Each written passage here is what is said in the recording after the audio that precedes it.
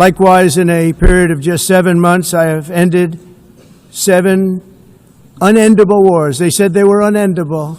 You're never going to get them solved. Some were going for 31 years, 2 of them, 31, think of it, 31 years. One was 36 years. One was 28 years. I ended 7 wars. And in all cases, they were raging with countless thousands of people being killed. This includes Cambodia and Thailand, Kosovo and Serbia, the Congo and Rwanda, a vicious, violent war that was, Pakistan and India, Israel and Iran, Egypt and Ethiopia, and Armenia and Azerbaijan.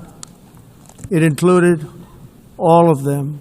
No president or prime minister, and for that matter, no other country has ever done anything close to that. And I did it in just 7 months. It's never happened before. There's never been anything like that. I'm very honored to have done it. It's too bad that I had to do these things instead of the United Nations doing them. And sadly, in all cases, the United Nations did not even try to help in any of them. I ended 7 wars, dealt with the leaders of each and every one of these countries, and never even received a phone call from the United Nations offering to help in finalizing the deal.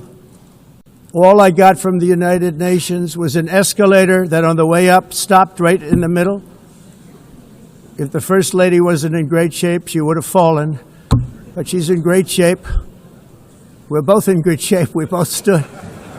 Now is how many more lives will be needlessly lost on both sides. China and India are the primary funders of the ongoing war by continuing to purchase Russian oil. But inexcusably, even NATO countries have not cut off much Russian energy and Russian energy products, which, as you know, I found out about 2 weeks ago, and I wasn't happy. Think of it. They're funding the war against themselves. Who the hell ever heard of that one? In the event that Russia is not ready to make a deal to end the war, then the United States is fully prepared to impose a very strong round of powerful tariffs, which would stop the bloodshed, I believe, very quickly. But for those tariffs to be effective, European nations, all of you are gathered here right now, would have to join us in adopting the exact same measures. I mean, you're much closer to this. We have an ocean in between. You're right there. And Europe has to step it up. They can't be doing what they're doing. They're buying oil and gas from Russia while they're fighting Russia. It's embarrassing to them, and it was very embarrassing to them when I found out about it, I can tell you that. But they have to immediately cease all energy purchases from Russia. Otherwise, we're all wasting a lot of time.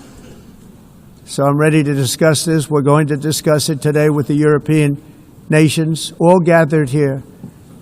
I'm sure they're thrilled to hear me speak about it, but that's the way it is. I like to speak my mind and speak the truth. As we seek to reduce the threat of dangerous weapons today, I'm also calling on every nation to join us in ending the development of biological weapons once and for all. And are you ready to reset relations with India at this point? I always will. I'll always be friends with Modi. He's great. Prime Minister, he's great. I'll always be friends, but I just don't like what he's doing at this particular moment. But India and the United States have a special relationship. There's nothing to worry about.